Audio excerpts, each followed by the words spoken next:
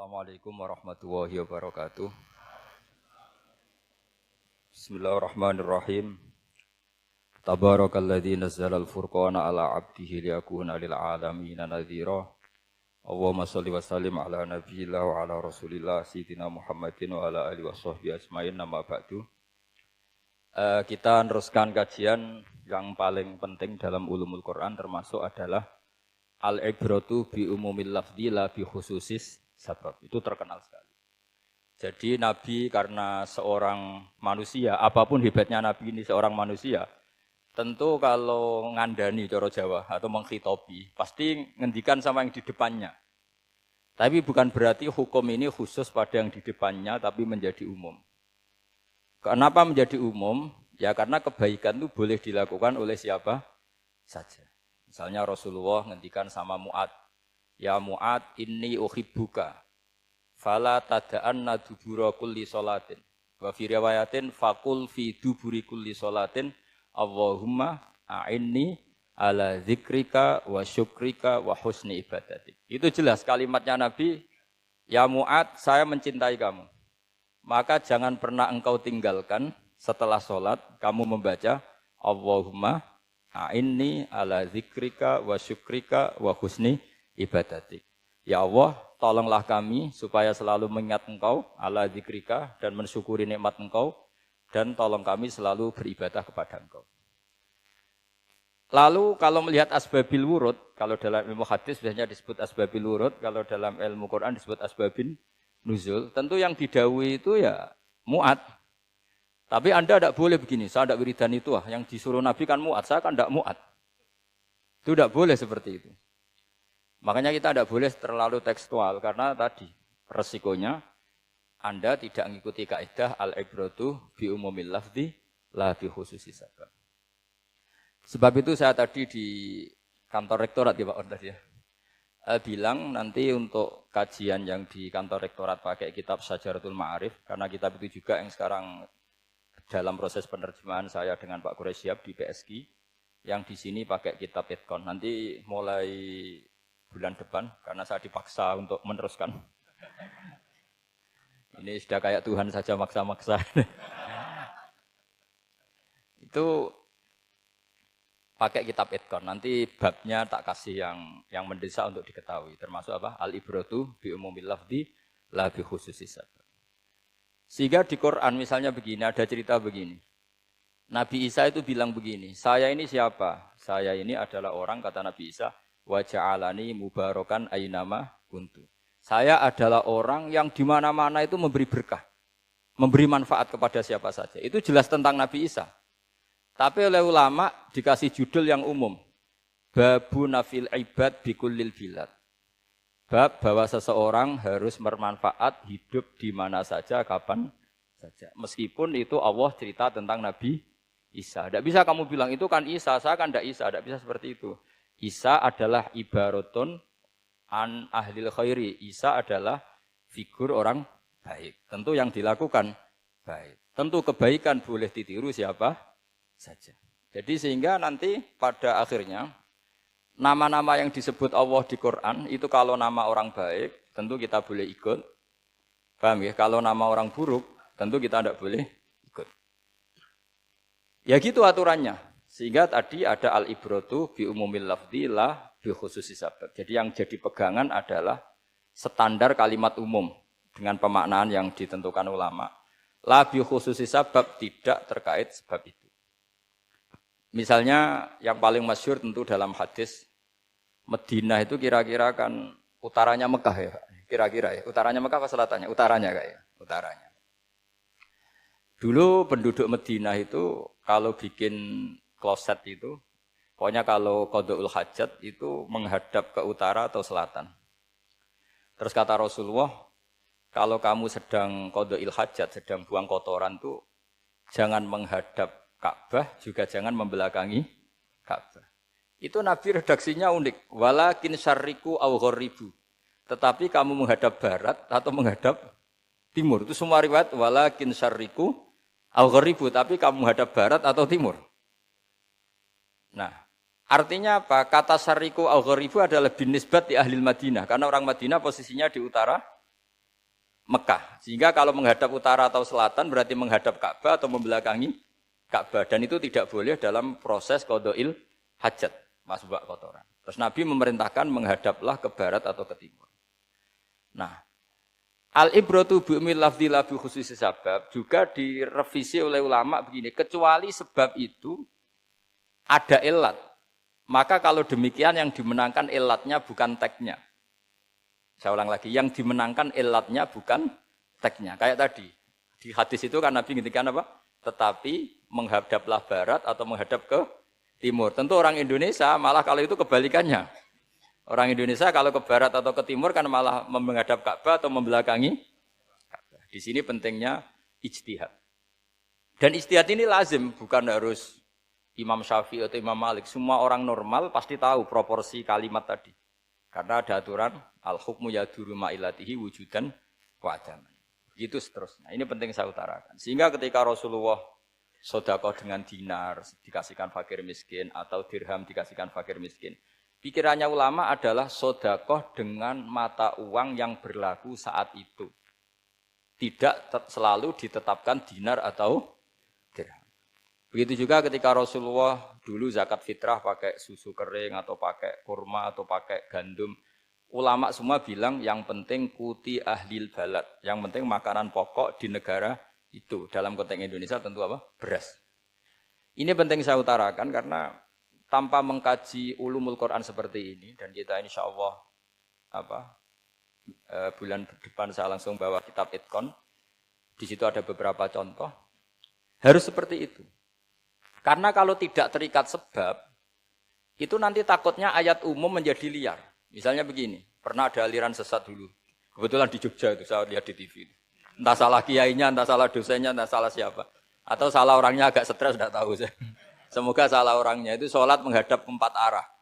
Alasannya Allah enggak ada di mana-mana, ya sudah di barat, rakaat kedua ke utara, rakaat ketiga ke timur, rakaat keempat ke selatan. Itu uniknya itu ngawurnya lah, bukan uniknya. Ngawurnya itu dalil fa'ina matuwallu fatamma wajhuwa. Kamu hadap kemana saja di sana ada ridha Allah. Sehingga semua ulama ketika bikin kaidah al-ibratu bi'umil lafzi la bi khususi sabab selalu menyertakan kecuali khususus sabab ini ada illatul hukmi. Maka itu enggak jadi. Kayak ayat tadi, kalau kamu pakai umumnya lafaz itu kan boleh sholat menghadap mana saja. Nah makanya Imam Syafi'i ketika ditanya, lalu ayat ini proporsinya gimana? Kata beliau, fis safar. Orang yang sedang di pesawat, mau sholat, tentu masuknya fatamma wajibah. Jadi dalam kondisi bepergian, yang kita ingin sholat, maka pakainya ayat seperti itu. Tapi kalau kondisi nomor, fawal liwajaka syatral masjidil haram. Jadi makanya ini penting ngaji ulumul Quran. Kita tidak bisa hanya megang terjemah atau megang apa, kemudian kita fatwa atas nama Quran dan hadis. Sehingga dulu syaratnya memang ketat, harus hafal Quran, hafal hadis, menguasai usul fikih, menguasai macam-macam. Karena tanpa itu memang tidak bisa. Sampai Ibnu Abbas ngendikan, kamu jangan pernah fatwa pakai Quran. Fa inna lahu wujuhan katsirah, karena Quran punya sisi yang banyak. Walakin hajuhum bisunnah. Kalau kamu adu hujjah, pakailah sunnah Rasulullah SAW. Karena di situ penjelasan Quran. Misalnya tadi Rasulullah ketika kondisi normal pasti sholat menghadap Ka'bah. Jadi kalau bepergian nanti unta, kata riwayat-riwayat, ainama tawajjahat bihi rakhilatuh, kemana saja posisi unta menghadap. Terus ada ulama berpendapat itu khusus sholat sunat. Kalau sholat fardu dalam kondisi ada punya mobil harus berhenti. Ini madzhab Syafi'i. Jika misalnya saya, Pak Harsoyo, Pak On, bawa kijang, mobilnya sendiri, kalau sholat fardu jangan mentang-mentang pakai kendaraan terus menghadap sekenanya. Kalau mau ke Banyuwangi berarti menghadap ke timur, enggak. Itu yang boleh hanya sholat sunat. Kalau sholat fardu harus berhenti. Karena kijang ini dalam kendali Anda. Kecuali dalam surah yang kendaraannya tidak dalam kendali Anda. Misalnya kita naik pesawat. Jadi harus dibedakan. Jangan mentang-mentang Nabi sholat di unta kemana saja menghadap. Tapi konteksnya kan unta ini, cara berpikir unta ini dalam kendali Nabi. Tapi kalau pesawat kan tidak. Jelas ya?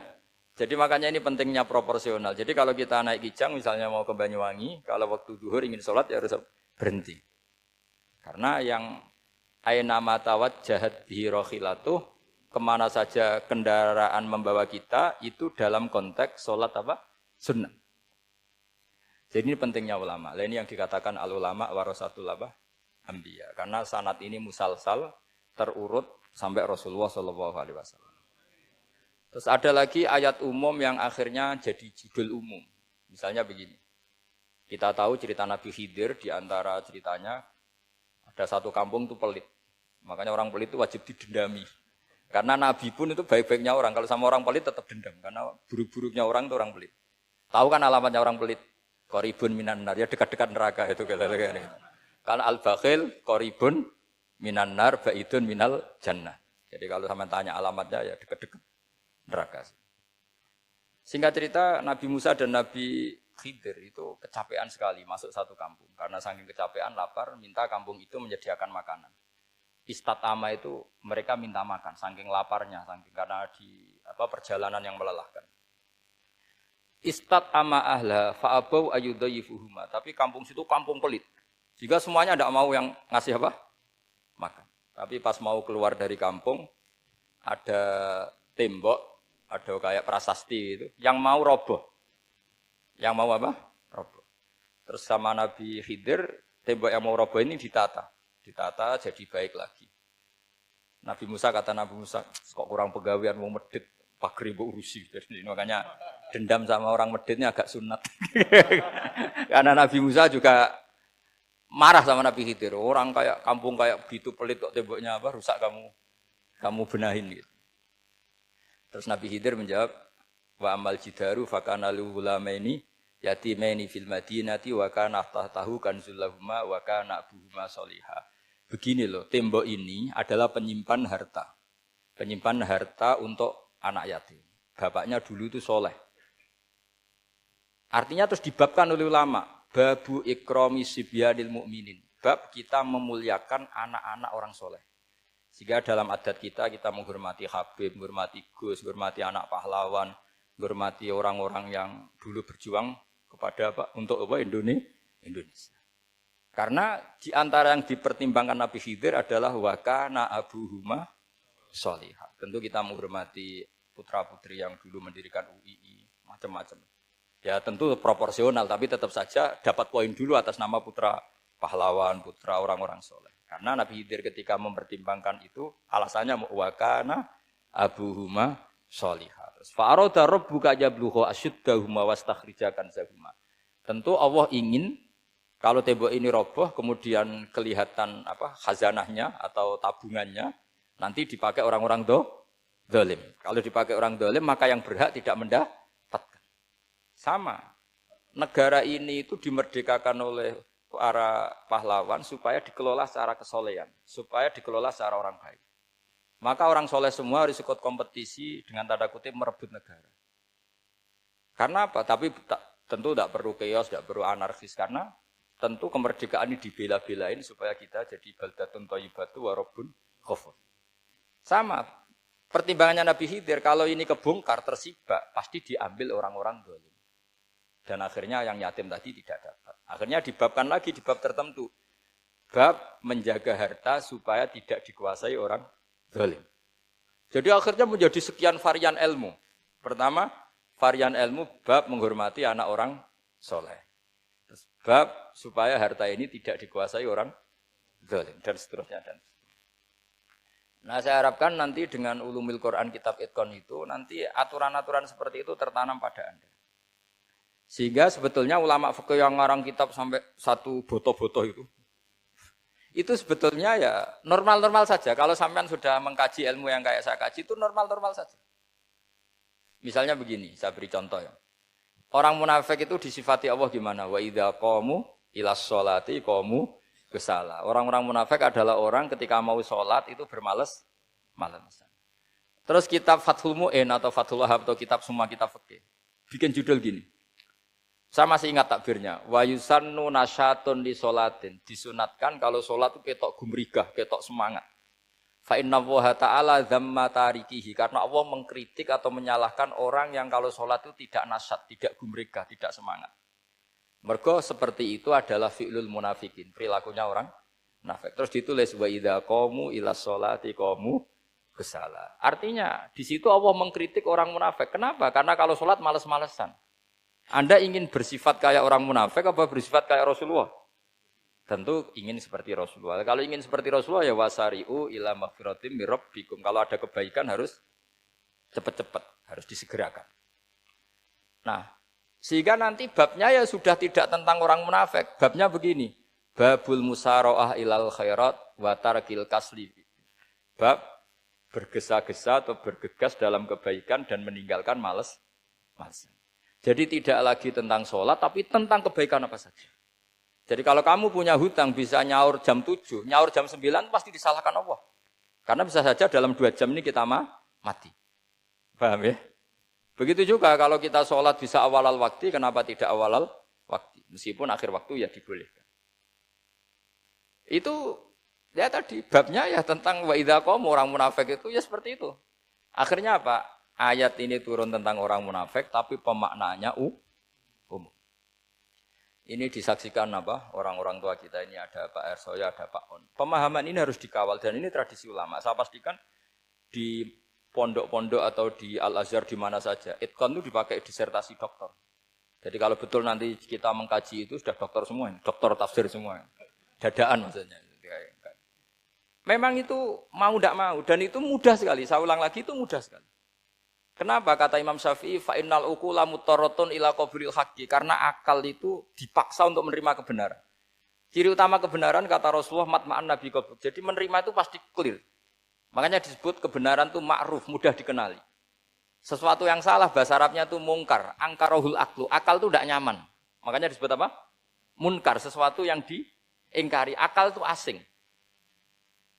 Ya asing tuh misalnya, sepeda motor ini milik siapa? Milik Zaid. Ya sudah lah saya pakai, tidak usah pamit. Akal pasti, ini kok aneh, enggak milik orang kok enggak pamit. Akal pasti enggak terima. Makanya agama itu hanya menerima al-ma'ruf yang mudah dikenali dan menolak al-mungkar, sesuatu yang akal itu enggak terima. Jadi Imam Bukhari ketika ditanya, kenapa kamu sealim itu bisa mensarai sanad-sanad Rasulullah? Kata beliau, kalau kamu akalnya normal itu ya gampang saja. Terus ditanya, contohkan. Beliau contohnya begini. Pernah syurrahul hadis, para pensarah hadis itu habis otaknya. Gara-gara Imam Bukhari bikin judul begini. Babu sihhati tolakil akhras. Ingat-ingat ya. Babu sihhati tolakil akhras. Bab sahnya tolaknya orang bisu. Orang bisu itu orang nggak bisa ngomong tuh kalau bahasa Jogja itu. Bisu ya? Bisu. Bisu itu cerita bab sah tolaknya orang akhras. Ternyata apa? Sekian riwayat yang dipakai itu begini. Ana wa kafilul yatim kahataini fil jannah. Nabi pernah ngendikan saya dan yang merawat anak yatim kahataini fil jannah. Wa asyara bi musabbihatihi wal wusta. Pokoknya Nabi ngendikan begini. Paham ya? Maksudnya apa? Betapa yang rawat anak yatim itu sangat dekat dengan apa? Dekat dengan Nabi di apa? Surga. Terus hadisnya berikutnya asyahru hakada pakai tangan 10, ahakada wa hakada wa hakada berarti 30. Asyahru hakada wa hakada wa hakada berarti berapa? 29. Terus berikutnya hadis Aisyah sholat lama terus ditanya orang di tengah-tengah sholat. Aisyah kenapa sholat lama? Fa'asyarat nahwas sama. Kemudian Aisyah memberi isyarah nahwas sama. Ternyata saat itu gerhana apa? Matahari. Itu surahul hadis bingung semua. Ini cerita tolaknya orang bisusah kok ngelantur kemana-mana ini. Ternyata maksudnya Bukhari begini, maksudnya Imam Bukhari. Penjelasan, yang namanya tolak itu kan sihot. Ya sihot, tahu sihot, akad lah kalau dalam bahasa Jogja mungkin. Kalau kamu nikah kan angkah tuka, wazawazduka, terus bilang apa? Qabil tu, nikahaha wa taswiyah. Terus kalau kamu menceraikan istri kamu bilang kamu saya ceraikan. Yang dikatakan sihot itu adalah ekspresi atau implementasi dari sesuatu. Misalnya kamu ingin tolak, bilang saja tolak. Kalau kamu ingin muji orang, bilang saja begini. Pasti itu maknanya muji. Kalau ingin mencemooh, bilang begini. Nah, artinya gini, kalimat itu bisa diganti isyarah. Saya ulang lagi, kalimat itu bisa diganti. Buktinya Nabi mengisyaratkan saya dekat, bilang begini. Paham ya?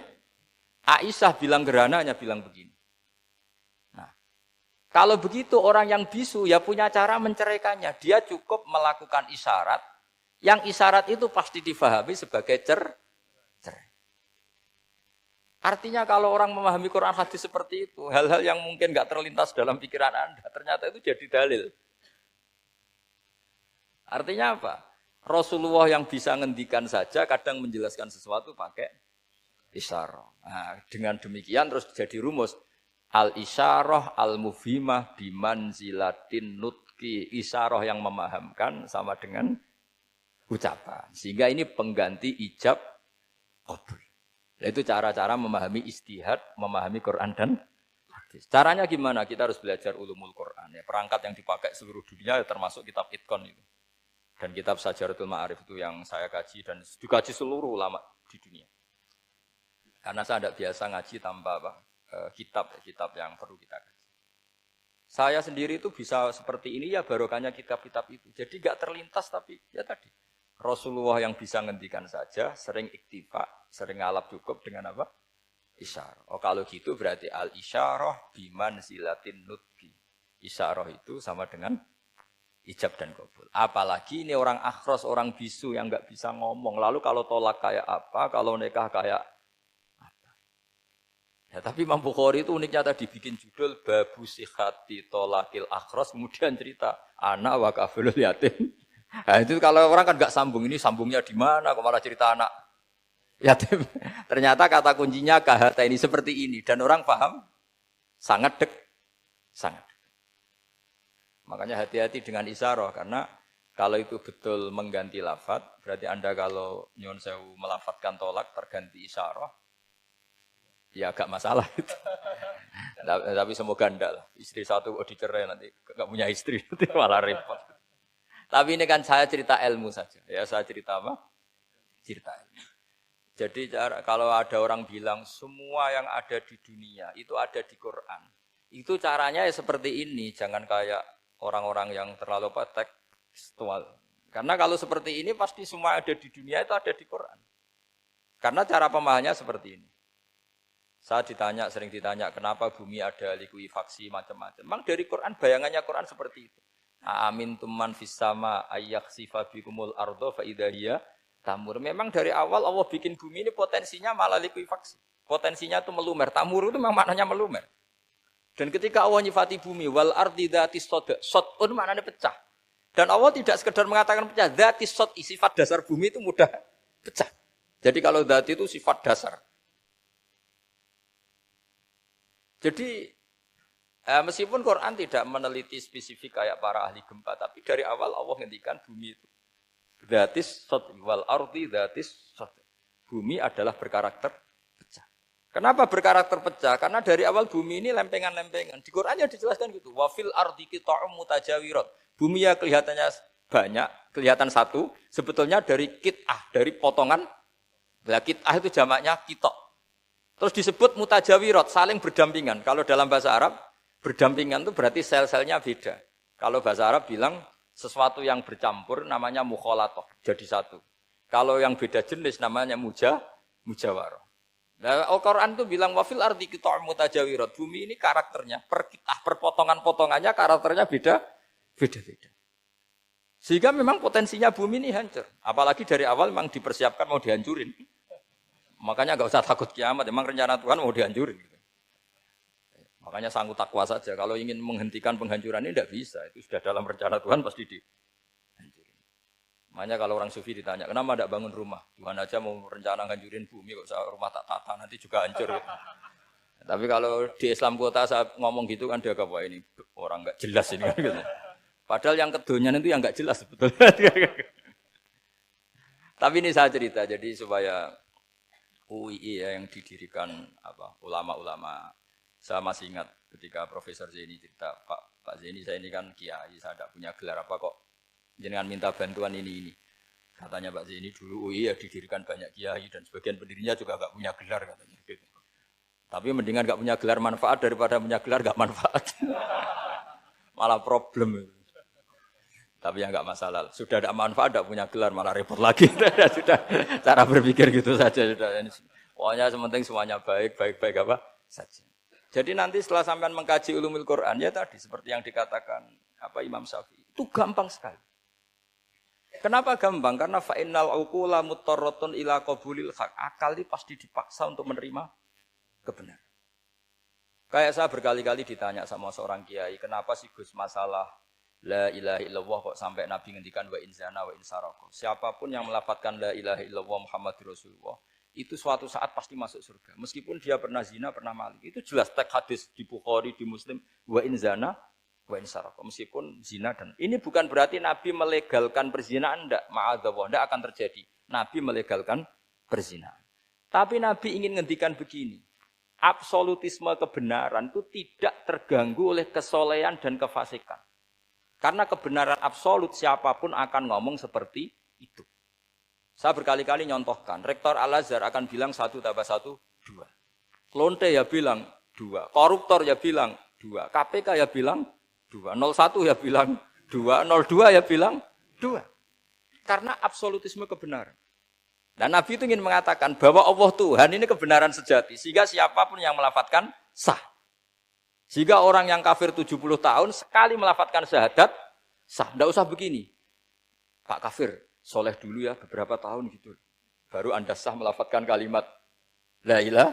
Tidak ada seperti itu. Semua ulama ijma. Orang kafir 70 tahun melafadzkan la ilaha illallah sekali. Langsung menjadi muslim. Kenapa sah?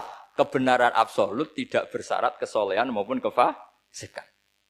Ya kayak tadi, orang bilang 1 tambah 1 harus profesor apa anak TK boleh? Jangan mentang-mentang profesor, doktor, rektor, UGM atau UI. Tadi anak kecil bilang berapa 1 tambah 1? 2. Sudah aku tak bilang 4. Tidak bisa. Kebenaran absolut itu orang akan sepakat. Nah, Quran itu termasuk kebenarannya absolut. Maka harusnya siapapun bisa memahami Quran. Termasuk orang yang sebelum Islam. Sekarang saya tanya ke sampean, ketika Umar masuk Islam karena dengar Quran, itu dulu dengarnya apa dulu Islamnya? Dulu dengarnya, dan dia paham. Wa ma huwa min kalamil basar, ini tidak mungkin omongan manusia seindah ini. Karena mudah difahami Quran. Nah sekarang enggak, karena ada sistem akademik. Itu terus orang macam-macam urutannya. Jadi repot sekarang. Kalau kata tafsir At-Tabari lebih ekstrim lagi.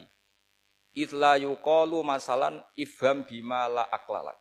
Jadi orang-orang kafir ini kan, orang-orang kafir Mekah ini kan Rasulullah jadi nabi ini kan semua orang masih kafir. Enggak ada mahasiswa UI, enggak ada orang NU, enggak ada orang Muhammadiyah. Semuanya orang kafir, semuanya masih kafir. Terus Nabi membawa Quran, maka khitab pertama itu bukan ya ayuhan nahdiyun, ya ayuhal Muhammadiyun. Khitab pertama kul ya ayuhal kafirun, karena pendengarnya semuanya kafir. Dan itu mereka paham. Tapi nanti soal hidayat nomor 2. Tapi mereka itu yang jelas paham. Sehingga banyak orang kafir yang menjadi muslim karena mendengar Al-Quran. Jadi ini penting diketahui. Karena kebenaran itu milik siapa saja dan akan mudah difahami. Kayak tadi. Kalau 1 tambah 1, 2 itu rektor ya bilang 2, anak TK ya bilang 2, musuh kamu ya bilang 2. Kamu atas nama sentimen dengan musuh pun tetap bilang. Nah di sini kadang Nabi ngendikan mangqala la ilaha illallah dakhalal jannah wa in zana wa in saraka. Proporsinya seperti itu. Bukan berarti Nabi melegalkan zina, bahwa kalimat ini kalimat yang kebenarannya absolut sehingga siapapun sah mengatakan itu, meyakini itu meskipun punya masa lalu seperti itu. Jadi jangan salah makna terus Nabi melegalkan, enggak sama sekali. Jadi saya mohon ini jadikan satu ilmu. Bahwa ilmu adalah tetap apa? Ilmu. Sehingga ada ayat kulil ladzina kafaru iyantahu yughfar lahum ma qad salam. Katakan kepada orang-orang kafir sekali menghentikan kekafirannya yughfar lahum ma qad salam. Maka kekafiran di masa lalu dianggap hilang dan dia hanya dengan status yang sekarang yaitu seorang mukmin. Karena dia disahkan melafadzkan la ilaha illallah. Makanya pernah ada cerita, ini penting saya utarakan ke jenengan. Ada orang kumpul kebo, singkat cerita kumpul kebo lelaki sama perempuan. Suatu saat Nabi dikasih tahu sama tetangganya, ya Rasulullah orang yang biasa kumpul kebo itu sekarang sudah nikah. Jawabannya Nabi unik. Alhamdulillah kira-kira gitu kalau bahasa Indonesia. Qad kharaja min sifahin ila nikahin. Dia sudah keluar dari tradisi zina, sekarang dia sudah dengan kehormatan nikah. Maksudnya gini, kalau malam Senin dia belum nikah, kumpulnya kan masih kumpul kebo bertahun-tahun gitu. Paginya dia nikah, malamnya sudah kumpul sunnah. Karena sudah nikah. Jadi tak sama seperti tadi. Kalau dia belum melafadzkan kalimat tauhid, ya statusnya dia kafir. Sekali melakukan kalimat tauhid, ya statusnya dia muslim atau mukmin. Sama. Ketika hubungan intim tanpa nikah namanya sifah perzinaan. Sekali nikah ya namanya sunnah. Jadi semudah itu. Dan Nabi tidak tanya macam-macam. Mau ngendikan qad kharaja min sifahin ila nikahin. Sudah keluar dari tradisi sifah menuju nikah. Pertanyaannya gini, kenapa enggak disyaratkan ini itu untuk nikahnya? Misalnya macam-macam. Ya sebetulnya syarat itu pasti ada, cuma begini loh. Orang yang ingin menghentikan keburukannya harus kamu katakan sah sekarang juga. Karena kita mengesahkan penghentian keburukan. Jangan lalu orang yang mau tobat malah dipersulit. Jadi misalnya, la ilaha illallah, kamu belajar makhraj dulu. Bila bilangnya la benar. Belajar bahasa Arab dulu. Ya kacau. Apalagi saya persiapkan seremonialnya dulu. Nanti di masjid, di syuting. Supaya satu Indonesia tahu yang Islamkan saya. Itu kayaknya yang engkek malah repot lagi. Ini penting saya utarakan supaya clear. Jadi saya ulang lagi. Al-ibratu bi umumil lafzi la bi khusus sabab. Allah ya enggak apa-apa cerita Nabi Musa, cerita Nabi Isa, cerita. Misalnya begini, bolehkah orang soleh itu jadi raja? Jawabannya harus bilang boleh.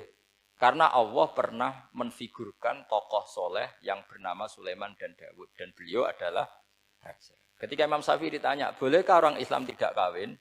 Ya asal dia ada zina ya boleh. Karena Allah menyebut hamba yang soleh dan sebagian mereka tidak nikah. Yaitu Nabi Yahya dan Nabi Isa. Yaitu wasayyida wa hasura wa nabiyya minas sholihin. Jadi cara berpikir Imam Syafi'i gampang. Bagaimana hukumnya orang Islam yang enggak nikah padahal dia tapi asal enggak zina loh ya. Ya jawabannya ya boleh karena Allah mensifati Nabi Yahya dan Isa dengan status hasur, tidak apa? Nikah. Bolehkah seorang soleh jadi raja? Ya boleh. Daud dan Sulaiman itu seorang soleh dan jadi raja.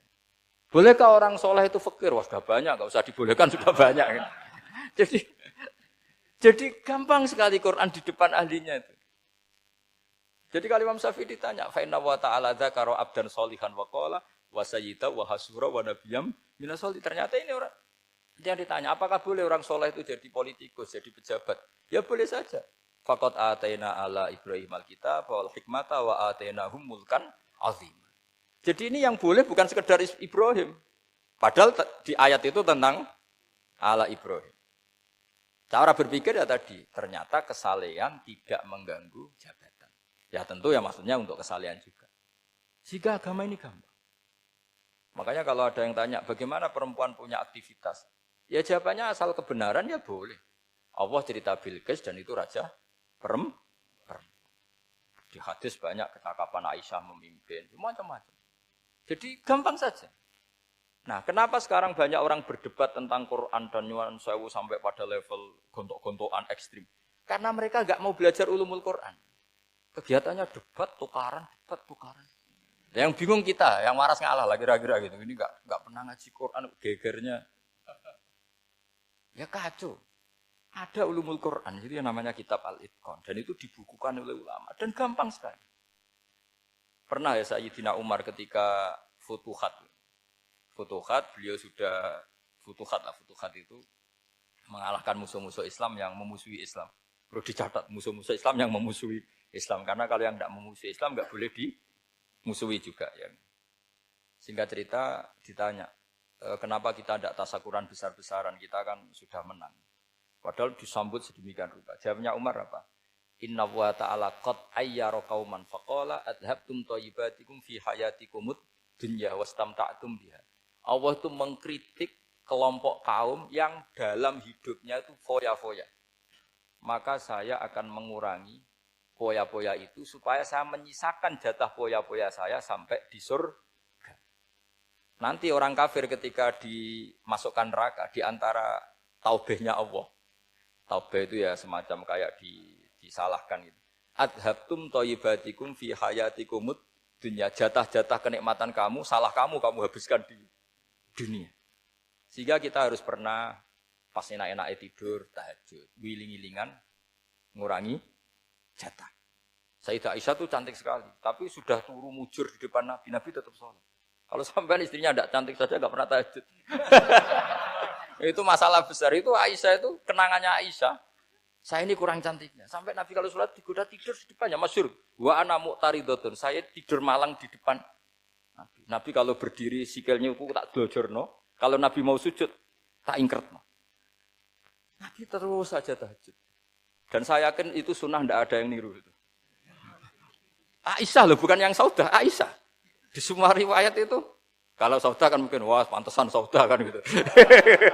Ini, Aisyah. Terus ada cerita lagi, betapa Rasulullah memang Nabi betul. Aisyah itu istrinya paling cantik. Kan yang nyanyi cantik itu hanya Aisyah, Zainab sama Sofia. Kira-kira rivalnya itu. Yang rivalnya itu, kira-kira. Ya sebagian ya cantik tapi enggak sekelas ini. Rasulullah itu malam-malam keluar. Terus pikiran Aisyah, pasti ke sebagian rival saya. Doroh itu maru kalau coba. Dibuntuti sama Aisyah. Nabi enggak tahu kalau dibuntuti Aisyah. Ini hadis riwayat doa masuk kuburan. Maka, jadi hadis itu ya unik. Kalau enggak di tangan ulama itu jadi kacau. Babu doa li ahlil kubur. Bab mendoakan ahli kubur itu babnya itu tentang cemburu. Walhasil karena Nabi keluar, wah ini mesti itu enggak benar ini. Paling ke Sofia atau ke ya pokoknya Zainab pokoknya yang cantik-cantik. Ditututi sama siapa Aisyah. Nabi enggak tahu hal itu. Ternyata Nabi itu kebaki. Kebaki itu assalamualaikum daraqaumil mukminin wa inna insyaallah bikum lahikun. Jadi barokahnya cemburu, hadis itu ada rawinya. Oh, ternyata ke kuburan toh.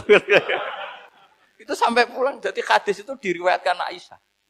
Ghirtu itu cemburu. Saya ini cemburu sama Nabi. Malam-malam keluar tak tututi jebule moro kuburan. Lah, sahabatnya tanya, muridnya Aisyah, lalu baca apa? Assalamualaikum daraqaumil mukminin wa inna insyaallah bikum lahikun. Kalau sampean kan enggak dibuntuti tok bar tenan. Mesti barbaran. Jadi ini penting saya utarakan. Jadi cobalah ulumul Quran dikaji secara baik. Insya Allah nanti maknani Quran itu mudah sekali. Karena memang sesuatu itu harus ada ilmu. Ya sesuatu itu harus ada ilmu. Banyak ulama itu nangis karena mudah memahami rahmat Allah. Abu Yazid Al-Bustami itu jadi wali bukan karena banyak wiridannya, enggak. Dia setiap makan itu memuji begini, ya Allah, engkau itu tidak butuh saya, tapi kenapa ngasih makan saya? Kalau majikan ngasih makan karyawannya kan supaya mau kerja. Semua kebaikan manusia itu pasti ada imbalannya. Tapi engkau itu tidak butuh apa-apa, kenapa ngasih nikmat kepada manusia padahal engkau tidak butuh. Itu kan aneh betul. Kalau apapun ikhlasnya orang, kalau ngasih itu kan ada maunya. Meskipun sudah bilang ikhlas. Oh sudah, tapi kalau Allah itu tidak butuh. Misalnya ada orang nyumbang masjid ikhlas, tetap di hatinya, benak Jumatan Par, Quran yang dindi, tetap ada kepentingannya. Tapi kalau Allah enggak. Sehingga cara mensifati Allah itu luar biasa. Makanya orang jadi wali itu diantara kata Rasulullah, Inna woha la yardu anil abdi idha akalal aklah fayahmaduhu alaiha au yashrubah syarbah fayahmaduhu alaiha. Allah itu sangat ridho. Orang jadi wali itu kan diridani Allah. Allah itu sangat ridho kalau seseorang makan, kemudian dia muji Allah. Coba apa hebatnya Donald Trump, kalau gak makan ya lemes mati. Apa hebatnya presiden seluruh dunia, kalau gak makan ya lemes mati. Orang yang katanya paling top di dunia, itu nak gak makan kangkung nyatanya ya lemes. Hebatnya di mana coba? Yang kita puji-puji hebat, ternyata kalau gak makan itu lemes. Pak Rektor gak makan lemes, apalagi Pak Onwel gak makan lemes. Hebatnya apa coba? Nah, terus kelihatan wa khuliqal insanu dhaifa. Makanya ketika Allah mengingatkan orang yang menyembah Isa, Allah hanya menghentikan gini, karena yakulani to'am. Isa dan ibunya itu makan. Maksudnya kalau nggak makan itu ya lemes. Kamu kebayang nggak punya Tuhan terus, Pak Tuhan jangan lemes, monggo dariin. Kayak apa malunya kita punya Tuhan kalau nggak makan apa? Lemes. Terus nanti cerita, alhamdulillah tadi Tuhan mampir sini. Tadi lemes lah tak kasih makan, bergas lagi. Makanya uang kritiknya mesti sederhana. Karena ya gula to'am. Kok kamu Tuhan kan gimana? Ini kalau nggak makan itu. Tapi kita sering keliru mengatakan Presiden Amerika itu super power hebat. Hebatnya di mana seorang manusia? Kalau nggak makan ya. Ini makanya Allah ngendikan wa khuliqal insanu dhaif. Sehingga banyak para wali itu dekat Allah ketika makan. Bukan apa-apa karena tadi makannya itu enggak kayak sampai ana makan banyak lahap segala-galanya udah gitu. Itu enggak setiap makan ya Allah betapa lemahnya saya. Yang katanya rektor, yang katanya profesor, katanya orang alim kiai, katanya pengurus NU, pengurus Muhammadiyah ternyata kalau enggak makan lemes. kerennya di mana sehingga terus tawadu, terus macam-macam. Jadi ini penting. Jadi Allah mengingatkan manusia itu dengan makan tadi. Makanya Nabi Rasulullah ngendikan Allah itu sangat ridho seseorang yang setiap makan muji Allah. Tapi sekarang orang makan itu banyak yang enggak menjiwai. Karena ada aturannya sebetulnya, ngunyahnya sampai sekian kali. Ya, tapi sekarang kan sudah ada seperti itu. Makanya sekarang wali sudah enggak banyak. Pendaftarnya juga sudah ada banyak. Apalagi orang-orang intelek itu sudah agak tertarik daftar wali. Memangnya kalau sudah jadi wali dapat uang, malah repot lagi kalau seperti itu. Tapi ini saya cerita orisinilnya ilmu Quran. Ketika Allah mengkritik Isa itu hanya, ketika dituhankan maksudnya, itu hanya dengan kalimat kana yakulan itu Isa dan ibunya sama-sama makan. Dan ketika Allah memuja Rasulullah SAW dan para nabi, itu pujaannya itu aneh. Wa ma arsalna qablaka minal mursalin illa innahum la yakuluna ta'ama wa yamshuna fil aswaq. Saya tidak pernah menugaskan para rasul kecuali mereka itu ya makan dan jalan-jalan di pasar. Saya sampai sekarang hampir tiap minggu itu jalan-jalan ke pasar sama anak saya. Meskipun saya di Rembang Betul Gede itu tetap biasa saya jalan-jalan ke pasar. Karena apa? Kata Rasulullah Muhammad, Isa itu sampai dituhankan itu gara-gara jarang makan. Terus orang memitoskan macam-macam. Rasulullah itu kalau makan itu di depan umum, sering di luar rumah. Supaya kelihatan kalau beliau itu manusia. Jadi makannya Nabi adalah nafyun li uluhiyati. Perlu dicatat Nabi Muhammad jadi Nabi setelah dengan tanda kutip tragedi Isa dituhankan. Karena Rasulullah jadi Nabi setelah tragedi Isa dituhankan, maka sisi manusianya itu diperlihatkan. Sampai kalau makan tuh di depan umum. Tapi enggak marung di KFC, enggak ada riwayatnya itu. Di depan umum. Nah, karena kepentingannya itu sehingga makannya Nabi ini ibadah yang luar biasa. Karena menunjukkan sisi kemanusiaan yang akan aman, akan dituhankan. Paham ya? Sama. Seperti kita misalnya kiai atau pejabat. Makan saja enggak apa-apa. Tunjukkan kalau kita manusia. Kalau enggak makan lemes. Dan itu terus dalam hati kita. Kita orang yang mengimani wa khuliqal insanu dha'ifa. Betapa manusia itu lemah. Nah, tapi kita sekarang enggak. Kalau kita jadi rektor enggak bisa mengendalikan satu kampus. Jadi kiai bisa mengendalikan umat. Pikirannya itu kayak Fir'aun. Dan di antara kesalahan Fir'aun adalah faqala ana rabbukumul a'la. Bahwa saya bisa mengendalikan kalian semua. Maka dalam mutasawuf yang pertama harus dihilangkan adalah sifat anania. Bahwa karena saya. Tapi kalau orang mau jadi wali atau orang dekat Allah, kenapa saya sering menyebut kata wali? Sebenarnya khazanah wali itu ada di Quran. Ala inna awliya Allahi la khaufun alaihim walahum yahzan. Cuma orang kota senangnya bakas intelektual. Wong desa senangnya bakas wali. Akhirnya banyak orang yang enggak wali modus pura-pura wali terus nipu orang. Jadi sama-sama ada korban. Yang intelektual juga sama. Seakan-akan lebih intelek dibanding wali ini, makanya saya supaya bahasa intelektual ya ada di Quran, maksudnya terjemahannya ada, bahasa wali juga apa? Ada. Dan kadang orang jadi wali itu melakukan hal-hal yang kecil, yaitu merasa doif saat apa? Makan. Merasa doif saat makan. Karena tadi paling mudah menafikan ketuhanan seseorang adalah nyatanya kalau nggak makan lemes. Paling mudah mendoifkan manusia yang katanya presiden superpower pun kalau nggak makan. Apa artinya kehebatan manusia yang sehatnya bergantung nasi satu mangkok? Kerennya di mana coba? Presiden kondang bisa pengaruh seluruh dunia. Jajalnya gak mangan sedino. Lemes. Berarti hadar rojul lelaki ini bergantung satu mangkok nasi. Hebatnya di mana coba? Makanya ada seorang raja angkuh datang ke seorang ulama. Saya raja bisa mengendalikan dunia.